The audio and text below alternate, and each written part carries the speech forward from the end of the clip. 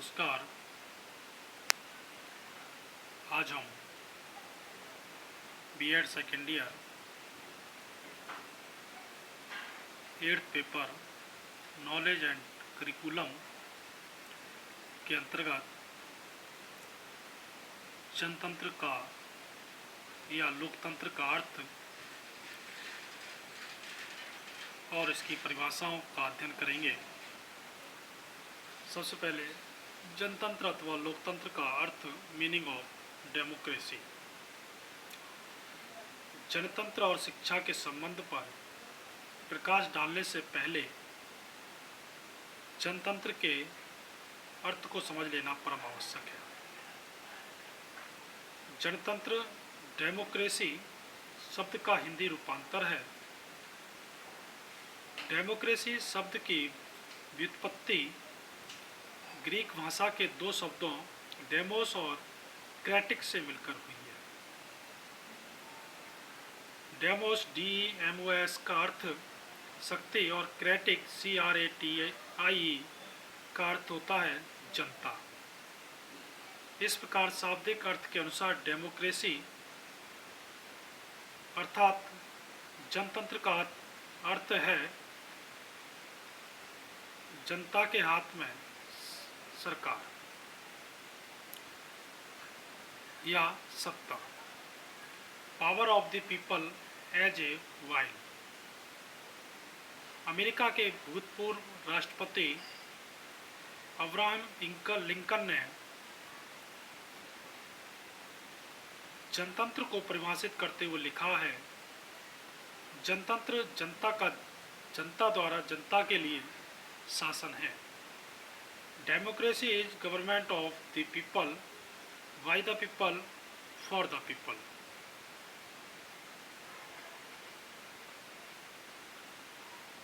ध्यान देने की बात है कि जनतंत्र की यह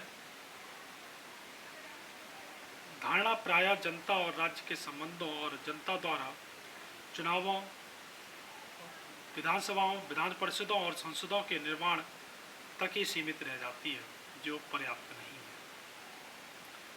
जनतंत्र को सफल बनाने के लिए इसके सिद्धांतों और मूल्यों का प्रयोग जीवन के आर्थिक, सामाजिक, धार्मिक और शैक्षिक सभी क्षेत्रों में किया जाता है। यदि ऐसा नहीं किया जाए तो जनतंत्र असफल हो जाएगा। इतिहास इस बात का साक्षी है कि जहाँ कभी और कहीं जनतंत्र असफल हुआ, इसका मुख्य कारण केवल यही रहा है। पर जनतंत्र को केवल राजनीतिक क्षेत्र तक ही सीमित रखा जाए।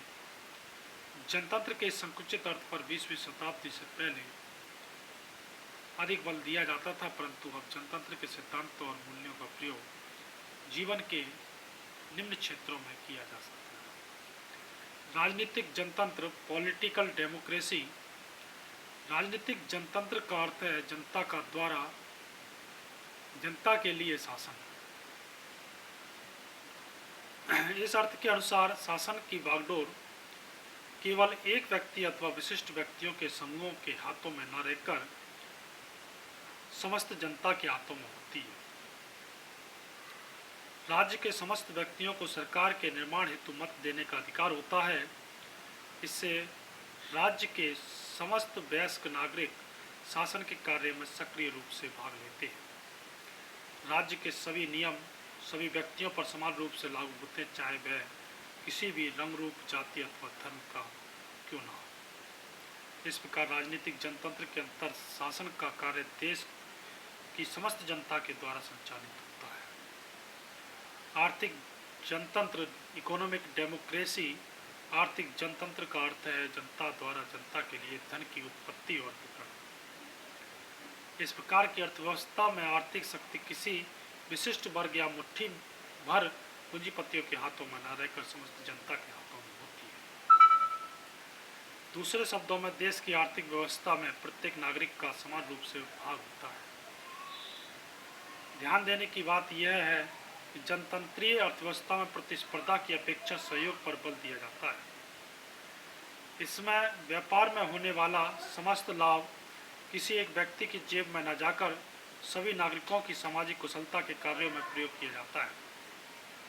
आर्थिक जनतंत्र का सबसे बड़ा लाभ यह है कि इसके अंतर्गत प्रत्येक नागरिक को उसकी रुचि, योग्यता और क्षमता के अनुसार कार्य करने के समान अवसर मिल जाते हैं, जिससे बेरोजगारी और शोषण का अंत हो जाता है। सामाजिक जनतंत्र, सोशल डेमोक्रेसी। सामाजिक जनतंत्र का अर्थ है मनुष्य में रंग, रूप, जाति, धर्म और वर्ग एवं लिंग के आधार पर कोई अंतर न मानते हुए सबको समान माना जाए।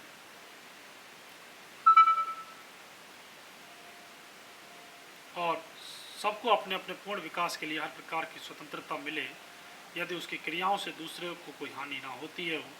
इस दृष्टि से सामाजिक जनतंत्र के अंतर्गत प्रत्येक नागरिक को राजनीतिक, आर्थिक और सामाजिक क्षेत्रों में अपनी अपनी समस्त शक्तियों का प्रयोग करने के समान अवसर प्रदान किए जाते हैं, जिससे वह अधिक से अधिक विकसित हो सके। संक्षेप में कहा जाए, सामाजिक जनतंत्र के अंतर्गत प्रत्येक व्यक्ति के निजी व्यक्तित्व का आदर किया जाता है और उस पर विश्वास किया जाता है, जिसके परिणामस्वरूप वह देश की सच्ची सेवा करने के लिए प्रेरित हो सके।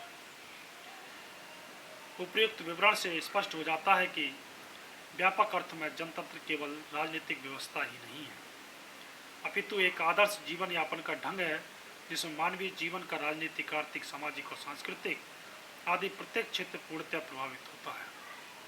ऐसी व्यवस्था में प्रत्येक व्यक्ति को रंग, रूप, जन्म, जाति, धर्म और वर्ग, एक व्यवसाय आदि के भेदभावों से ऊपर उठकर जीवन व्यतीत करने और अपनी समस्त क्रियाओं को विकसित करने के लिए स्वतंत्रता का और समान अवसर का प्रदान किए जाते हैं। जनतंत्र एक ऐसी व्यवस्था है जिसमें प्रत्येक व्यक्ति को स्वतंत्र रूप से चिंतन, मनन और कार्य करने का समान अवसर प्राप्त होता है।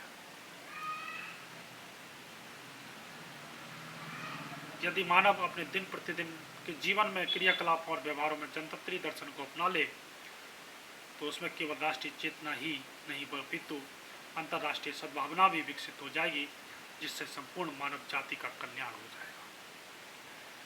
अब बात करते हैं जनतंत्र की परिभाषाओं या डेफिनेशंस ऑफ डेमोक्रेसी। अरस्तु ने कहा है, जनतंत्र जनता की सरकार है। वहीं सीले ने भी कहा, जनतंत्र वह सरकार है जिसमें सब भाग लेते हैं। राधा कृष्ण विश्वविद्यालय शिक्षा आयोग ने कहा, जनतंत्र जीवन यापन का एक ढंग है, न कि केवल एक राजतंत्र व्यवस्था। वह उन अधिकारों और स्वतंत्रता के सिद्धांतों पर आधारित रहता है जो किसी अमुक जाति, धर्म, लिंग व आर्थिक के भेदभावों से ऊपर उठकर उसके सबसे ऊपर समान रूप से लागू होते हैं। मैजनी ने भी कहा, सच्चे जनतंत्र का तात्पर्य है सबसे योग्य और सबसे अच्छे नेतृत्व में सबके द्वारा उन्नति। धन्यवाद।